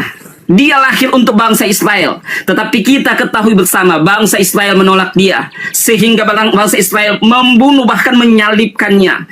Kebangkitannya sudah dibuatkan. Yohanes Pembaptis menyatakan dalam Yohanes 1 ayat 29, lihatlah anak domba yang mengangkut dosa, bukan hanya dosa bangsa Israel, dosa seisi dunia. Sehingga dikatakan dalam Markus 16 ayat 16 bilang, pergilah ke segala bangsa. Bukan hanya untuk satu bangsa, bukan hanya untuk dua bangsa, ke segala bangsa. Karena segala kuasa sudah diberikan kepadaku, baik di surga, baik di bumi. Itulah Bang Suma, data-datanya ada semuanya.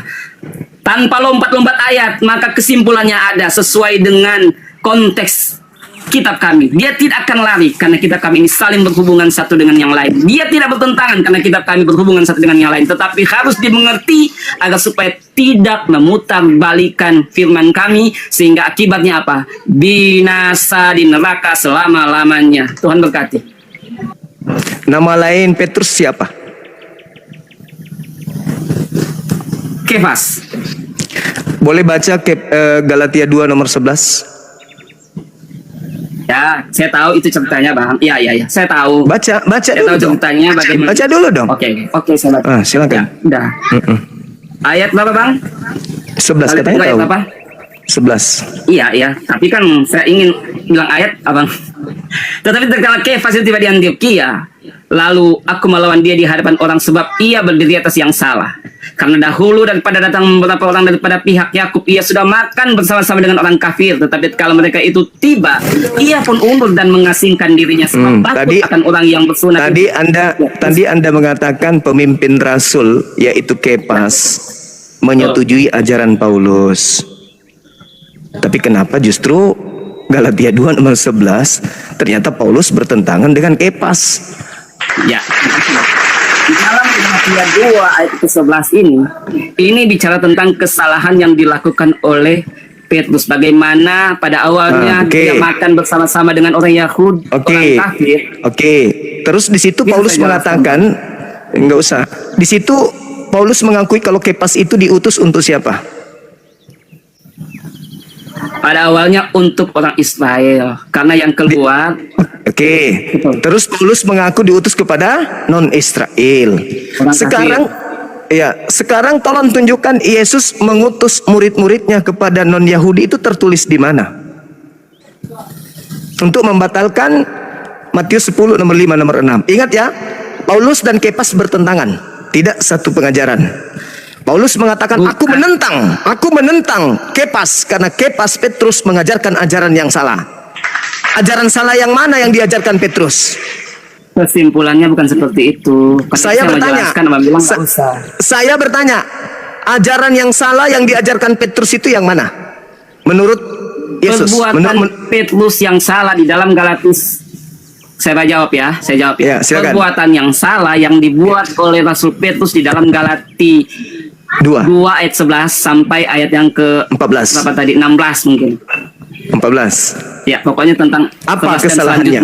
Apa kesalahannya? Kesalahannya makan bersama dengan Rasul bersama dengan orang-orang kafir. Orang kafir, Bang. Karena pada waktu itu masih kental budaya keyahudian. Walaupun banyak orang Yahudi ikut Yesus. Dengar, ketika bertanya, apa kesalahan yang dilakukan oleh Petrus atau Kefas?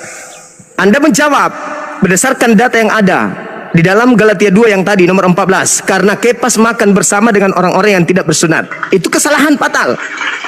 Kalau makan saja bersama dengan orang-orang yang tidak bersunat, lalu bagaimana masuk di rumah gereja bersama dengan orang-orang tidak bersunat? Apakah itu salah atau tidak? Berdasarkan Galatia 2 nomor 14. Ingat, orang yang hidup secara kafir adalah orang yang tidak bersunat. Pertanyaan saya, kalau makan saja Paulus mengatakan Kefas salah karena dia makan semeja dengan orang yang tidak bersunat, lalu bagaimana beribadah bersama dengan orang-orang yang tidak bersunat? Salah atau tidak? Saya melihat sini Bang Suma keliru dalam memahami ayat ini. Saya ulang kalau gitu. Habis ini kau jelaskan. Saya ulang lagi. Apa yang menjadi dasar tuduhan Paulus kalau Kefas itu salah? Apa? Apa kesalahan yang dilakukan Kefas? Kesalahan yang dilakukan Kefas pada saat tidak ada orang Yahudi yang makan bersama orang kafir. Pada saat teman-temannya Yahudi datang, dia pura-pura mundur, dan itu yang dianggap kemunafikan oleh Paulus. Paulus tidak suka tabiat seperti itu. Itu bukan tentang makan bersama. Itu kesalahan. Tangan Paulus, kalau perbuatan seperti itu perbuatan tidak baik. Itu kesalahan. Jadi yang benar yang mana? Yang benar pada saat dia makan orang kafir, datang pun teman-temannya, maka dia bisa menjelaskan kepada teman-temannya, janganlah berbuat munafik seperti itu. Pada saat teman-temannya datang, dia mundur karena dia takut dengan teman-teman Yahudi yang akan, kenapa engkau bergaul dengan orang kafir? Itu. Berarti ini tuduhan Paulus kan? Berarti Kefas di situ menjalankan perintah gurunya Yesus atau menjalankan perintah gurunya Paulus? Bang, Markus 16 ayat 16, jangan abang lupa, Bang. Saya tahu itu. Yesus, saya jangan cerita, jangan cerita itu dulu. Itu adalah cerita. Abang justru yang lari dari tema ini, Bang. Sekarang permasalahannya, dengar. Bang, bukan hanya tentang kafir, Bang. Dengar. Kenapa Petrus kemudian tidak mau ketahuan? Nanti saya gabung lagi, Bang. Saya ada kesibukan, kan ini hari Minggu, Bang. Saya mau siap silakan latihan berbohong yang kuat. Makasih ya, Bang. Habis itu silakan. Kembali ya, makasih ya. Siap. Siap. Markus 16 dari data 9 itu adalah data 9 sampai data 8 itu adalah sesuatu yang tidak ada ceritanya di manuskrip tertua. Data 15-nya, pergilah beritakanlah Injil kepada seluruh makhluk. Itu Yesus tidak pernah mengajarkan itu sebelumnya. Itu adalah cerita yang muncul kemudian tidak ada ditemukan di manuskrip tertua. Kemudian kalau itu dipaksakan, pergilah ke seluruh bangsa, beritakanlah Injil. Injil yang mana yang diperintahkan untuk diberitakan? Injil yang mana? Nah, ini mungkin bisa saudara jawab. Injil yang mana yang Yesus perintahkan untuk diberitakan kepada seluruh bangsa, Bang? Oh, itu Bang Suma. Bang Suma, ketemu lagi ya. Tadi kita sampai pagi ya, Bang Suma. Sampai jam 3 tuh baru tidur. Iya. Diskusi tadi silakan. dengan saya kan, kita sampai jam 3 pagi, saya juga baru bangun. Bang Suma, kalau bertanya itu, Bang Suma, sebelum saya jawab, saya bisa jawab itu ya. Tapi sebelumnya saya mau tanya dulu, Bang Suma ini dari Kristen mana ya, Bang Suma ya? Saya Muslim, Bang. Makanya saya waras sampai hari ini. Saya Muslim. Okay, sama seperti Yesus.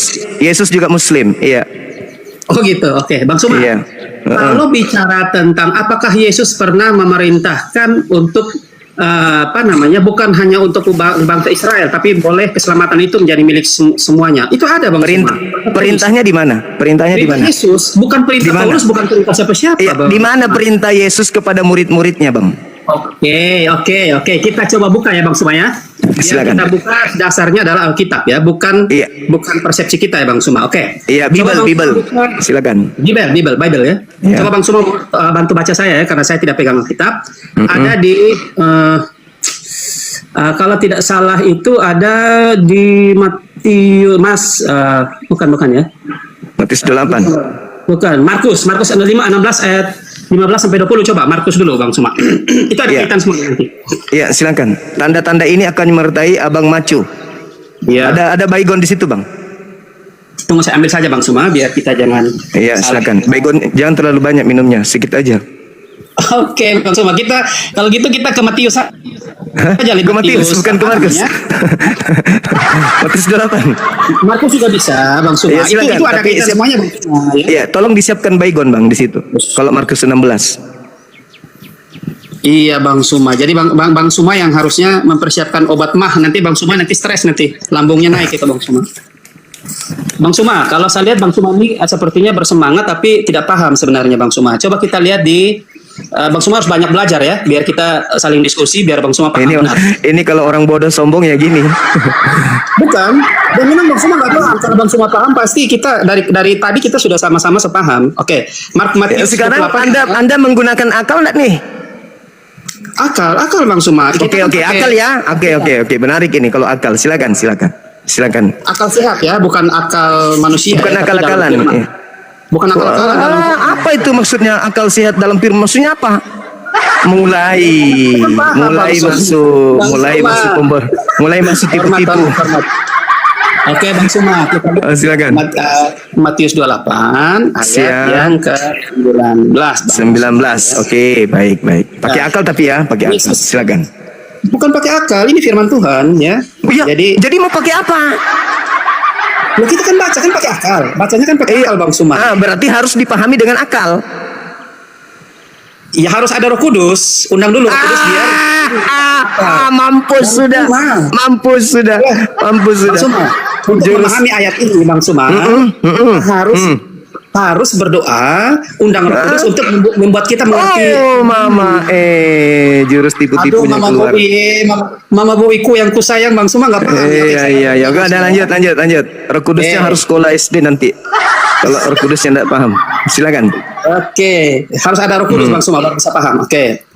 Yesus mendekati mereka dan berkata kepada Yesus yang keluar dari kubur ini kan? Ya terserah Bang Suma lah pahaman tema. Iya dong. Yang keluar dari kubur ini, yang keluar dari kubur. Iya, yang bangkit kan, bangkit pada hari ketiga. Yang bangkit. Oke, Bang Suma ya. Oke. Sekarang Bang Suma, ini diskusi bukan berdebat, Bang Suma. Iya. Oke, saya senang kalau berdiskusi, Bang Suma. Oke. Siap. Yesus mendekati mereka dan berkata, "Kepadaku telah diberikan segala kuasa di sorga dan di bumi. Karena itu, inilah dia ya. Pergilah, jadikanlah semua bangsa muridku. Ya, itu perintah loh, perintah Yesus itu loh. Pergilah, jadikan semua bangsa. Ini semua bangsa, bukan bangsa Israel. Semua bangsa. Iya, perintah dari makhluk yang keluar dari kubur itu ya. Lanjut. Bang Suma. Kan Bang Suma minta dibuktikan kan? Iya, kan saya cuma mengatakan itu perintah dari makhluk yang keluar dari kubur, Bang. Tapi yang Bang Suma artikan makhluk itu namanya penuh kuasa, Bang Suma. Dari Iya. dulu sampai sekarang sampai selama-lamanya itu namanya berkuasa.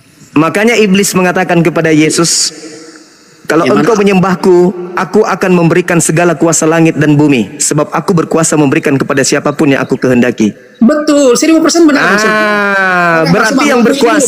Berarti yang berkuasa di bumi ini itu siapa? Oke, nanti akan menuju ke sana. Nanti kita akan menuju ke sana. Pintar. Tapi Bang Suma, pintar aku mulai. ini dulu.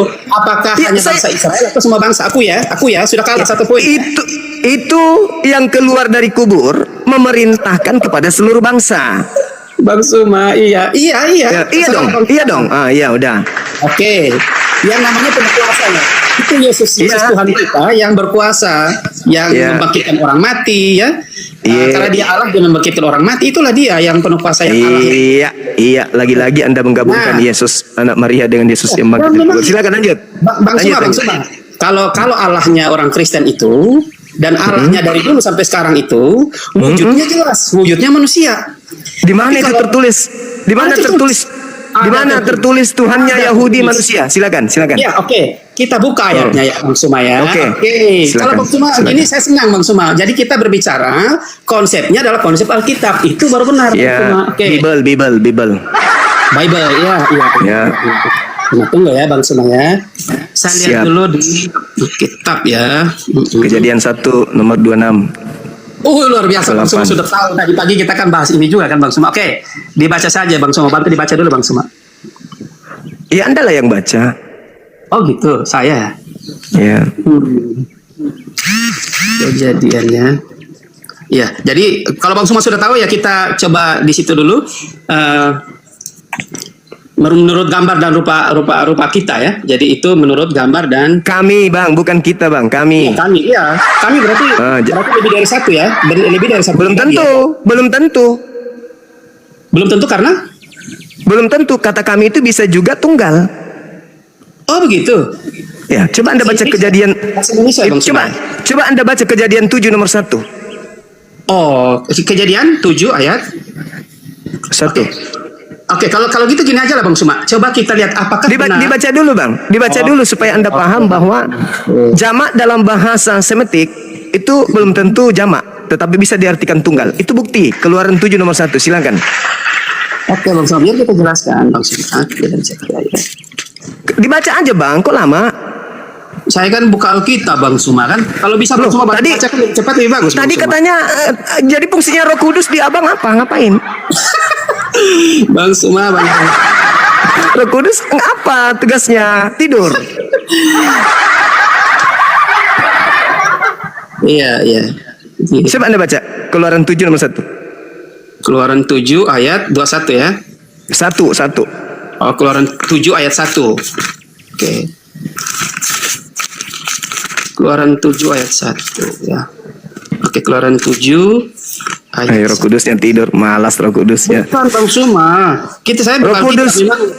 Roh Kudus ya. itu kata Berfirmanlah Yesus. Tuhan, Keluaran 7 Ya, ayat silakan. 1. Berfirmanlah Tuhan kepada Musa, lihat, aku mengangkat engkau sebagai Allah bagi Firaun, ya. Allah di situ bahasa Ibraninya apa? ya. Allah di situ bahasa Ibraninya apa? Ya Yahweh, dia Allah Yahweh. Ya, Yahweh pula, mana ada Yahweh? Ya Bang Roh Kudus yang tanya. pasti berani kan? Ya. Roh Kudus gimana Roh Kudus tidur? Tadi Markus 16 itu dikatakan apabila engkau percaya maka engkau akan mampu menggunakan bahasa-bahasa asing. Gimana tadi Bang Markus Suma, 16? Kalau gitu gini Bang Suma, biar kita bicara konsep tentang apakah mereka itu tunggal ataukah jamak. Iya, Keluaran 7 nomor 1, Musa diutus untuk menjadi Elohim. Elohim itu artinya jamak, banyak Tuhan. Jadi begini, oke. Kalau Apakah Musa itu banyak, Bang, atau satu? Oke, sekarang gini Bang Suma. Oke, Bang Suma. Oke. Karena Bang Suma singgung Musa, saya juga ingin bertanya kepada Bang Suma pertanyaan yang sama tadi pagi. Ya, apakah Allah bisa salah tidak? Allah pencipta langit dan bumi nggak mungkin salah. Luar biasa. Itu kita konsisten ya. Terus Iya. alasan Allah mengeluarkan bangsa Israel dari tanah Mesir itu apa, Bang Suma? Mereka mengeluarkan dari perbudakan Mesir, Ya. membebaskan mereka dan kemudian menjanjikan tanah yang sudah dijanjikan kepada nenek moyangnya. Iya. Dan diperintahkan kemudian untuk menggenapi nubuatan Tuhan kepada Abraham beranak cucu yang banyak. Amin. Alkitab benar dong, ya kan? Berarti tidak pernah salah kan? Alkitab kan? Dalam tataran itu masih kitabnya Yahudi itu, Bang. Dalam tataran itu betul. Itu Iya, betul. Bang. Iya, berarti Iya. benar kan? Berarti bangsa Benar. pilihan itu adalah dari bangsa Israel kan? Bangsa pilihan bangsa Israel. Al-Quran surah Al-Ma'idah ayat 12, ayat 13, ayat 14. Hmm. Ini ma'akum. Betul. Jadi kita harus akui itu. Silakan. Terus Oke. Terus Berarti bagaimana dengan Anda mengatakan tadi Tuhannya Yahudi adalah manusia? Oke. Jadi yang pertama kan tadi kita sudah bicara tentang menjadi gambar dan rupa kita ya. Kita itu berarti bicara tentang Kami, Bang, kami. menciptakan manusia menurut Kami. gambar dan rupa. Ya, Rupa kami. Ya, Iya. tapi bukan kita. Kami berarti Kita bukan itu bahasa Indonesia murni. Kalau kami bisa 2, bisa 3. Tapi kalau kami bisa juga 1. Iya. Contoh, saya masuk ke dalam kelas. Di depan kelas saya berbicara kepada murid-murid. Anak-anakku sekalian, kami besok ke Jakarta. Pertanyaan saya, murid-murid ikut nggak? Ya tidak ikut lah. Tidak ikut. Kalau saya masuk ke depan kelas, lalu saya berkata, anak-anak, kita besok ke Jakarta. Anak-anak murid ikut nggak? Iya, ikut. Berarti kita dan kami itu berbeda, Bang. Oke, berarti Bang Suma mau menyatakan bahwa sebenarnya 3 itu bisa jadi 1, Bang Suma. Ya, Oh, iya bukan kan? begitu. Anda itu konsep pagan. Itu konsep pagan. Shema Israel Adonai Eloheni. Adonai Elohenu, Adonai Ahad. Ahad itu apa, Bang? Oke, Bang Suma. Kalau begitu kita gitu dong. lihat konsepnya, Bang Suma. Apakah Allahnya orang Kristen itu ada 3 atau mereka 3 tapi 1? Kita bisa Ada 3 tapi dipaksa menjadi 1. Bukan dipaksa. Oh, memang dipaksa. Bisa tidak Tuhan pencipta langit dan bumi mati, Bang? Bagaimana? Oh, tidak bisa mati. Tidak bisa mati. Tidak bisa mati, Tuhan Anda yang bernama Kristus bisa nggak mati? Mati, tetapi begini, Bang mati. Suma jelaskan. Ada ayatnya, Bang Suma, biar Bang Suma paham. Mati.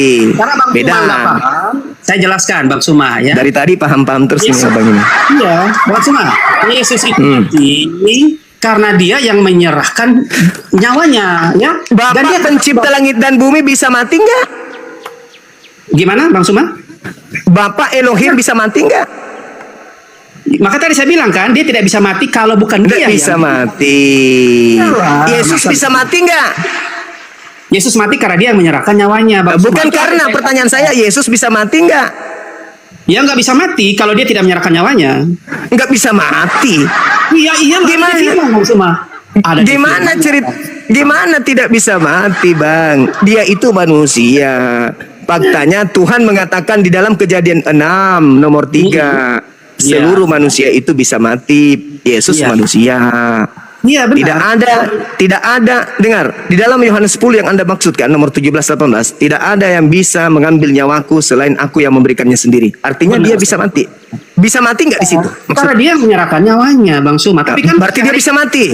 Tapi 3 hari kan dia bangkit kan? Menunjukkan Iya, nggak apa-apa, tapi dia bisa mati. Ya dia mati karena dia menyerahkan nyawanya, Bang. Bisa mati. Kalau Bapak bisa mati nggak? Kalau kita mati secara jasmani mati. Bapak Elohim yang mengutus Yesus bisa mati nggak? Yang mana, Bang Suma? Bapak Elohim bisa mati nggak? Ya kan dia kan sudah menjadi firman yang menjadi manusia. Bukan. Bapak Elohim yang disembah Yesus bisa mati nggak? Yang Bapak yang Bang Suma maksudkan itu, yang menurut pemahaman kita sampai detik ini adalah dia itulah Yesus Kristus yang telah menjadi manusia. Oh, jadi ketika dia menjadi manusia, Bapak sudah nggak ada. Ya itu, makanya itulah Iya, pemahaman. gimana dong? Jadi, Gimana dong? oke. Bapak Oke, ketika Bang Suma. menjadi manusia, Coba kita jadi lihat. nggak ada lagi Bapak, sudah jadi Yesus. Bang Suma, Bang Suma, coba lihat kejadian yang sangat luar biasa. Saat kematian Yesus, Bang Suma, biar Bang Suma tuh paham. Saat kematian Apa Yesus yang itu luar biasa di situ? Iya, Apa oke. yang luar biasa atas kematian orang yang terkutuk oleh Tuhan itu? Dia kan Oke dikutuk lah. sama Tuhan. Oke lah, menurut Bang Suma itu orang yang terkutuk, tapi menurut kita salib itulah yang memerdekakan kita. Salib itu Di sama- mana dalilnya Elohim memberkati salib? Bukankah salib itu hukuman bagi orang yang dikutuk Elohim? salib itu adalah kekuatan Allah. Kan tadi pagi kan kita sudah sharing itu juga Bang Suma. Salib adalah kekuatan Allah menurut Paulus. Menurut Elohim, salib adalah Iya, jadi kalau Bang Suma ini Bang Suma, makanya Iya. akhir setelah dia salib itu, yang Bang Suma bilang bahwa dia manusia yang terkutuk, tapi dia terangkat ke surga. Jadi Iya, nggak dari ada salib urusan itu, Bang. Nggak ada urusan karena Yesus memang Yesus memberikan tanda bangkit hari ketiga itu untuk tanda kepada angkatan jahat. Betul. Anak manusia yang keluar. Bang Suma percaya nggak kalau Yesus itu telah naik ke surga? Kalau Yesus anak Maria terangkatnya ke langit. Betul, tapi benar kan? Iya, kalau Yesus anak Maria terangkat ke langit. Amin. Tetapi dia tidak mengalami kematian. Sedangkan yang keluar dari kubur itu bukan anak Maria. Oh, Beda. gitu. Oh iya dong. Sekarang abang ini yang disalib itu adalah orang yang dikutuk Elohim. Betul tidak? Benar tidak? Bukan dikutuk Elohim. Loh, dalilnya begitu. Dia disalibkan itu karena untuk memakukan semua kutuk itu di atas kayu salib. Wah, itu doktrin. Itu doktrin dari gereja. Itu doktrin dari gereja. Tadi Anda kan baca kita Ulangan sharing. 21. Ulangan Bang Suma. 21 nomor 22 nomor 23. Oke, ulangan ya. Oke. Ya, silakan. Biar kita diskusi jadi Bang Suma paham ayat per ayat ya. Oke. Bang Kok jadi saya yang paham? Ya, iya. Aduh, Kan Bang Suma bertanya masalah aja ke kita. saya. Oke, Anda ulangan yang berapa, bertanya Bang ke Suma? saya. Ulangan 21 22 23. Ulangan 21 ayat 22 dan 23. Oke, kita pelan-pelan Bang Suma biar sama-sama Biar bisa paham gitu loh. oh ya, paham. Ya, Saya juga bisa paham maksudnya Bang Suma bisa paham maksud saya. Oke, ulangan 21 ayat 22 23. 22 23. Oke, ayat 22 23. Di sini dia bilang penguburan orang yang dihukum mati. Luar biasa ayat ini ya. Oke.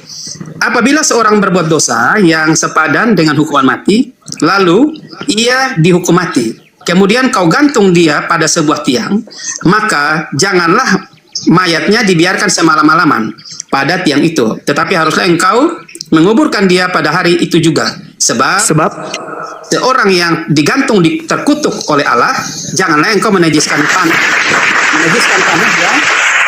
Bang Suma jangan senang dulu Bang Suma, biar paham ini loh ya. Itu yang orang yang disalib ini dikutuk nggak sama Elohim? Ya iya, itu hukum Yahudi Bang Suma. Yesus itu. Oke, kita baca saja gini Bang Suma. Tujuan Yesus itu memang pengampunan dosa, makanya. Di mana dalilnya Yesus mengampuni dosa dengan membunuh orang? Di mana? Oke, makanya kita lihat lagi Bang Suma, gini lah Bang Suma. Bang Suma jangan begitu pesimis sama Paulus. Kesian lah Paulus jadi korban terus nih. Oke, coba Ya, kita karena lihat. Paulus memang Yesusnya mengatakan jangan percaya kepada Paulus. Salah Anda, kenapa Anda percaya? Yang di mana bilang nggak bisa percaya sama Paulus tentang malaikat itu? Matius 24 nomor 23 sampai 26. Jangan percaya kepada Paulus. Oke, tunggu. Sebelumnya kita masuk ini dulu biar dengan adanya matinya Yesus itu telah membatalkan hukum Taurat dan hukum segala perintahnya. Jadi Itu konsep yang datang muncul belakangan. Paulus Oke, lagi. kembalilah. Apapun yang kita dalilkan, tetap pasti Mbak semua nggak akan terima. Oke. Ya, sekarang yang Anda mau percaya Yesus atau Paulus? Ya percaya Yesus lah. Yesus dong. Iya dong. Yesus yang harus dipercaya. Nah, sekarang di mana kemudian tertulis di dalam pengajaran Yesus bahwa dia itu adalah Tuhan yang dikutuk untuk nebus dosa orang-orang yang terkutuk? Di mana Yesus katakan itu? Oke. Jadi begini Bang Suma ya, supaya kita kalau bicara tentang masalah kutuk dan tidaknya itu, apakah dia Tuhan dan bukan, kita lihat dulu konsep apakah Yesus pernah menyatakan dia itu adalah Tuhan atau tidak ya, supaya bisa paham itu Bang Suma. Ya, silakan. Di mana Yesus mengatakan akulah Tuhan? Oke. kalau saya bisa menjawab itu, Bang Suma jangan mendalilkan bahwa yang menyebutkan dia itu Allah ya, Tuhan ya. Silakan. Oke, ya kata Tuhan. Silakan. Oke, di room Bang Suma ini luar biasa, Bang Suma hebat. Oke, coba kita lihat di Yohanes 10. tidak, jangan dulu, jangan yang ayat-ayat familiar, biar Bang Suma jangan ini. Wah, itu saya tahu itu gitu. Oke, coba kita lihat di Matius 28 ayat 18 sampai 20 dulu. Oke, Bang Suma sudah ketawa. Ya pasti itu ayat familiar. Masa ayat familiar ya? Oke, silakan Anda baca. Silakan Anda baca 3 dalil. Silakan, saya dengar. Siap, Bang Suma, yang baik hati. Semoga Roh Kudus Allah bisa menolong Bang Suma. Iya. Oke. Silakan. Matius 28 ayat 18 sampai 20. Oke. Yesus mendekati mereka dan berkata, "Kepadaku telah diberi kuasa baik di langit maupun di dunia, di bumi. Pergilah, jadikanlah seluruh bangsa, pergilah ke seluruh dunia, jadikanlah seluruh bangsa menjadi pengikutku, dan ajarlah mereka melakukan segala sesuatu yang aku perintahkan kepadamu." Betul? Itu Bang Suma bacanya saya baca aja ya, biar tadi. Ya, silakan. Saya baca biar Bang Suma tahu. Oke. Yesus mendekati mereka dan berkata, ini kata Yesus loh, ya, oke. "Kepadaku telah diberikan segala kuasa di sorga dan di bumi." Di sorga itu Di langit. punya Allah loh. Sorga, Di langit. Iya, itu kan punya Allah, tapi dia berkuasa di sana. Berkuasa di iblis berarti. Ya. Dan di bumi. Bang Suma. Oke, karena itu perintah Yesus bilang gini. "Pergilah, jadikanlah semua bangsa muridku, dan baptislah mereka dalam nama Bapa dan Anak dan Roh Kudus." Ini 3 loh tadi itu ya. "Dan ajarlah mereka melakukan segala sesuatu yang telah kuperintahkan kepadamu, dan ketahuilah, aku menyertai selama-lamanya senantiasa sampai kepada akhir zaman." Sampai akhir zaman, Bang Suma. Jadi Bang Suma harusnya bersyukur karena percaya Yesus, kita pasti selamat karena dia pemilik surga. Gitu loh Bang Suma. Baik. Boleh nggak saya buktikan bahwa itu bukan Yesus anak Maria? Oke, silakan Bang Suma. Luar biasa hebat Bang Suma. Silakan buktikan Bang Suma. Ya, ajarlah mereka melakukan segala sesuatu yang kuperintahkan kepadamu. Tolong tunjukkan di mana perintah Yesus anak Maria untuk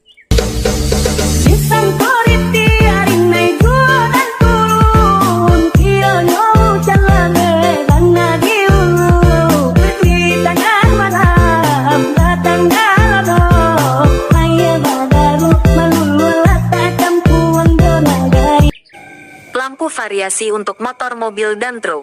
Semua keperluan yang saudara butuhkan bisa saudara beli lewat channel kami. Terima kasih.